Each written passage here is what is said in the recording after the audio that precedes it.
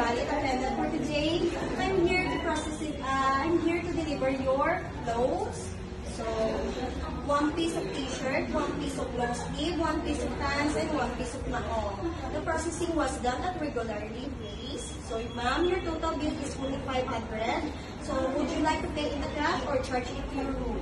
It's charged to my room. Okay. Please sign our laundry voucher, ma'am. So, ma'am, where do you want to put your clothes, ma'am? In your top of the bed, on the luggage closet? On my closet. Okay, excuse me, ma'am.